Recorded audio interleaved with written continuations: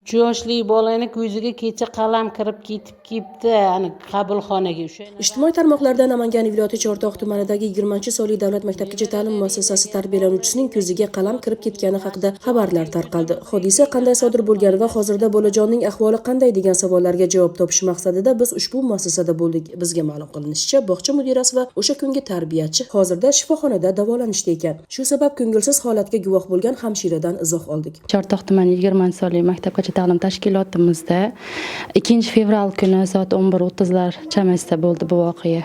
Tarbiyalanuvchi tarbiyachi nazorat ostida bo'lgan. Ko'z yordamchi tarbiyachi birinchi ovqatni olib kelib, ikkinchi ovqatni olib ketgan vaqtda sodir bo'lgan. Zudlik bilan o'zimizni tuman tez tibbiga olib bordik. Tarbiyachisi va boshqa yonimizda bitta tarbiyachi va o'zim birga olib bordik. Qizaloqqa mutaxassislik bo'yicha malakali shifokorlar ko'rigi va yordami zarur ekanligi aytilgach, viloyat ko'p tarmoqli shifoxonaga olib kelinadi va qalam jarrohlik yo'li orqali olib tashlanadi. Dastlabki ma'lumotlarga ko'ra, unga quyidagicha tashxis qo'yilgan.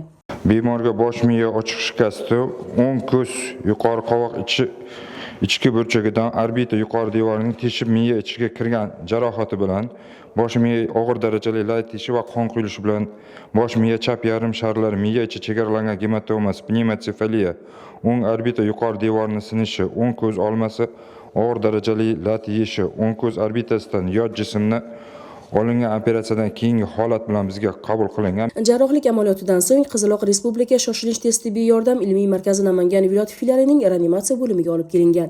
Bemor umuman holati og'ir ahvolda, ko'ziga qalam kirib ketish hisobiga, o'ng ko'zga qalam bog'chada tasodifiy bolaning yiqilish hisobiga jarohat bilan kelyapti. Bemor shoshilinch tez tibbiy yordam ko'rsatilgandan so'ng bo'limda barcha reanimatsion intensiv muolajalar olyapti. Hozirda bemor umumiy holati stabil, og'ir, hushida, ko'z olmasini harakati, ko'zi ko'rish qobiliyati ikkala ko'zda ham saqlab qolingan. Yaxshiki, qizaloqning ko'ruv qobiliyati saqlab qolingani aytilmoqda. Albatta, bunda tezkorlik bilan ko'rsatilgan yordam malakali shifokorlarning amaliyoti kattadir. Biroq biz yuqorida guvoh bo'lgan davlat maktabgacha ta'lim muassasasining sharoitlari biroz o'yga toldirdi. O'sha kuni asli 24 nafar bolajonlardan 22 nafari kelgan guruhning bolalar soniga nisbatan xonaning juda torligi diqqatimizni tortdi. Juda borsa 3 ga 4 metr oraliqdagi mashg'ulotxonasida shuncha bola emin erkin yurishi dargumon. Muassasa ham ta'mirga muhtoj. Bino 1989-yilda qurilgan bo'lib, 140 o'ringa mo'ljallangan. Ayni paytda bu yerda 250 nafardan ortiq bolajonlar ta'lim-tarbiya olmoqda. Ma'lum bo'lishicha, bu dargoh kapital ta'mir uchun davlat dasturiga kiritilgan. O'ylaymizki, kelgusida bolalarni emin-erkin ta'lim olishlari uchun zaruriy shart-sharoitlar yaratiladi. Qizaloqqa esa tezroq sog'ayib ketishini tilaymiz. Eslatib o'tamiz, shu kuni bemorning yaqinlaridan ham fikr so'ragan edik, biroq xohlashmadi.